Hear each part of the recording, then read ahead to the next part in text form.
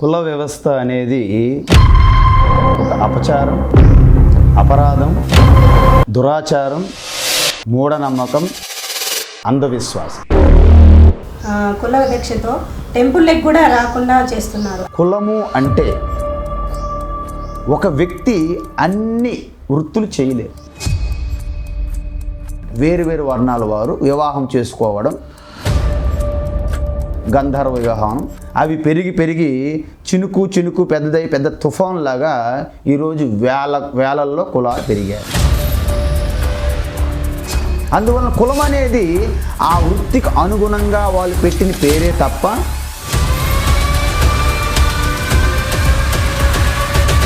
అందరికీ నమస్తే అండి. Welcome back to my channel Lalitha talks. ప్రేక్షకులందరికీ ఈరోజు ఒక స్పెషల్ గెస్ట్ని మీ ముందుకు తీసుకొని వస్తున్నాను. సమాజంలో చాలామంది ధర్మ సందేహాలతో సతమతం అవుతుంటారు. ఏది చేయాలి, మనము ఏది చేయకూడదు, సో ఇవన్నీ ఆలోచిస్తూ చేయకూడని పనులే చేస్తుంటారు ఆల్మోస్ట్. సో దీని గురించి మనతో మాట్లాడడానికి పూజ్య గురువులు స్థిత ప్రజ్ఞానంద సరస్వతి గారు మనతో పాటు ఉన్నారు. చాలా విషయాలు అయితే మనము ఆయనతో మాట్లాడి తెలుసుకునే ప్రయత్నం అయితే చేద్దాము. నమస్తే గురువు గారు. నమస్తే అమ్మా. సమాజంలో చాలామంది ఏది అనుసరించాలి, ఏది అనుసరించవద్దు అనేది ఇప్పటికి కూడా ఒక ఐడియా అనేది లేదు. ఎందుకంటే నిన్నటికి మొన్న కుల వివక్షతో టెంపుల్కి కూడా రాకుండా చేస్తున్నారు. అసలు ఈ కుల వివక్ష ఎందుకు ఇప్పటికి కూడా వస్తుంది? ఇప్పుడు మన కాలం మారుతున్న కొద్దీ ఇది చెరిగిపోవాలనేసి చాలామంది అంటున్నారు. సో దీని గురించి మీరు ఏమంటారు? కుల వ్యవస్థ అనేది ఒక అపచారం, అపరాధం, దురాచారం, మూఢనమ్మకం, అంధవిశ్వాసం. ఎందుకంటే కులము అంటే శాస్త్రంలో వంశము గురించి చెప్పింది. అంటే మన ఫాదర్స్, మన పూర్వీకుల గురించి చెప్తున్నటువంటి మన వంశం గురించి తెలియజేసేదే కులం తప్ప కులం అనేది డివైడ్ చేసేది కాదు, విభజించేది కాదు. అయితే వాస్తవానికి సమాజానికి రెండు ధర్మాలు ఉన్నాయి వ్యావహారిక ధర్మంలో. ఒకటి వర్ణ వ్యవస్థ, రెండు ఆశ్రమ వ్యవస్థ. వర్ణ వ్యవస్థ దేనికంటే సమాజాన్ని అంతటినీ కలిపి ఉంచి అందరూ కూడాను భాగస్వాములుగా అయ్యే విధంగా ఈ సమాజం ముందుకు వెళ్ళడానికి, వృద్ధి సాధించడానికి వర్ణ వ్యవస్థ పెట్టారు. ఎందుకు పెట్టారంటే ఒక వ్యక్తి అన్ని వృత్తులు చేయలేరు, అన్ని ప్రొఫెషన్స్ చేయలేరు, అన్ని పనులు చేయలేరు. కాబట్టి ఒక ఇంటిలో ఉన్నటువంటి అమ్మగారు ఒక పని చేస్తారు, నాన్నగారు ఒక పని చేస్తారు, మన సోదరులు అందరూ కూడా వేరు వేరు పనులు చేస్తుంటారు. వారి యొక్క పనులు వేరు, కెపాసిటీస్ వేరు, ఎబిలిటీస్ వేరు. సో అందరూ కూడా పనిలో అంటే కర్మ, యాక్షన్లో చిన్నది పెద్దది ఉండదు. మనం చేసే ఆ యాటిట్యూడ్లో అంటే మన ఉద్దేశంలోనే మార్పు ఉంటుంది, చిన్నదా పెద్దదా అనేది. సో అందువలన ఏంటంటే వంటలో ఉన్నటువంటి అమ్మగారిది పని చిన్నదని కానీ, ఇంటికి కావలసినటువంటి ఆదాయాన్ని సంపాదించి పెట్టే నాన్నగారి జాబు పెద్దదని కానీ, కూరగాయలు, మార్కెట్లు, వాష్రూమ్లు, ఇవన్నీ రకరకాల ఇల్లు నడవాలంటే మెయింటెనెన్స్, రక్షణ, పోషణ ఎవరి పని వారికి సమానమే. ఆ విధంగా అందరూ ఒక పని చేయలేరు. ఒక ఇల్లు నడవాలంటే నలుగురు 4 పనులు చేయాలి. ఒక ఆఫీస్ నడవాలంటే నలుగురు 4 పనులు చేయాలి. ఒక విలేజ్, ఒక డిస్ట్రిక్ట్, ఒక రాష్ట్రం, ఒక దేశం నడవాలంటే నలుగురు 4 రకాలు. దీన్నే డివిజన్ ఆఫ్ లేబర్ అంటారు. డివిజన్ ఆఫ్ లేబరే ఇది ప్రపంచం అంతటా ఉన్నది. కాకపోతే మన దేశంలో మన ఋషులు వర్ణ వ్యవస్థ అని పేరు పెట్టారు. ఎందుకు పెట్టారంటే మన యొక్క వ్యక్తిత్వము, ప్రతి మనిషి, ప్రతి జీవి కూడా 3 గుణముల కలయిక. 1 సత్వగుణము, 2 రజోగుణము, 3 తమోగుణం. ఈ 3 గుణములు తప్ప ప్రపంచం ఏమి ఉండదు.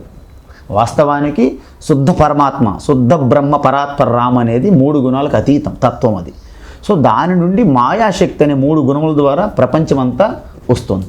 కాబట్టి ఈ 3 గుణములలో ఏదైతే ప్రభావం అభిభవ అంటే ఏదైతే అధికంగా ఉంటుందో అది డామినేట్ చేస్తుంది వ్యక్తిత్వాన్ని. కాబట్టి ఎవరిలో అయితే సత్వగుణం అధికంగా ఉంటుందో వారు స్వాభావికంగా శాంతంగా ఉంటారు. జ్ఞానం అర్జించాలనే చిన్న కోరిక ఉంటుంది. ఆనందంగా, సంతృప్తితో, సేవ, ప్రేమ, దయ, జాలి, ఇవన్నీ గుణాలు స్వాభావికంగా ఉంటాయి. ఇప్పుడు వారిలో సత్వగుణం అధికంగా ఉన్నప్పుడు వారు విద్యావంతులకి అర్హులు, యోగ్యులు. కాబట్టి శాస్త్రాలు చదవడము, ఆ శాస్త్రాలను బోధించడము, అది వారి ధర్మం, వారి కర్తవ్యం, వారి ప్రొఫెషన్, వృత్తి. వారినే శాస్త్రంలో బ్రాహ్మణ అన్నది. బ్రాహ్మణ కులం కాదు, ఇది వర్ణం. వర్ణము అంటే రంగు, రంగు. వర్ణం అంటే ఏంటి? రంగు, రైట్? సో ఈ రంగు అంటే సత్వగుణం తెలుపు రంగుకి, రజోగుణం ఎరుపు రంగుకి, తమోగుణం నలుపు రంగుకి అలాగ ప్రతీకలుగా మనం గుర్తిస్తాం. కాబట్టి ఈ బ్రాహ్మణ ఎప్పుడైతే వచ్చిందో, సో బ్రాహ్మణ వర్ణం అనేది వాళ్ళ యొక్క డ్యూటీస్ వెరీ క్లియర్. అంటే ఇంద్రియ నిగ్రహము, మనో నిగ్రహము, తపస్సు, స్వాధ్యాయ ఇలాంటి అధ్యయన శాస్త్రం చేసుకుంటూ తను చదువుకొని ఇతరులకు బోధించడమే వారి కర్తవ్యం. వారిని బ్రాహ్మణులు అంటారు. ఒక గ్రూప్ ఉంటుంది అనమాట. సో ఇదంతా బ్రాహ్మణులు ఉండే గ్రూప్ని దీన్ని అగ్రహారాలు అనేవాళ్ళు ఆ రోజుల్లో. సో వాళ్ళ యొక్క స్ట్రీట్ అంతా కూడా బ్రాహ్మణులు, అంత విద్యావంతులు.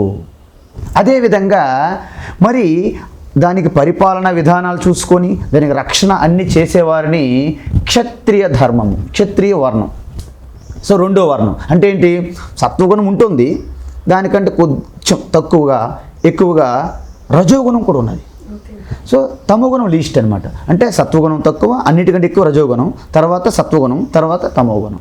వారిని క్షత్రియులు అంటారు. క్షత్రియులు అంటే ఏంటి? వాళ్ళ భుజస్కంధాల మీద ఈ దేశము రాష్ట్రము ఉంటుందని రక్షించాలని బాధ్యత వాళ్ళని. సో వారిని క్షత్రియ వర్ణం అన్నారు. అదేవిధంగా ఈ రెండు ఉన్నాయి, విద్య ఉన్నది, జ్ఞానం ఉన్నది, రక్షణ పరిపాలన ఉన్నది. మరి వాటికి కావలసిన వనరులు ఎక్కడ తెస్తారు? సో ఈ ధనాన్ని వృద్ధి చేసి దాన్ని సంపాదించే విధానం మీద, ప్రాఫిట్ మీద ఉంటుంది. వాళ్ళని వైశ్యవర్ణము అన్నారు.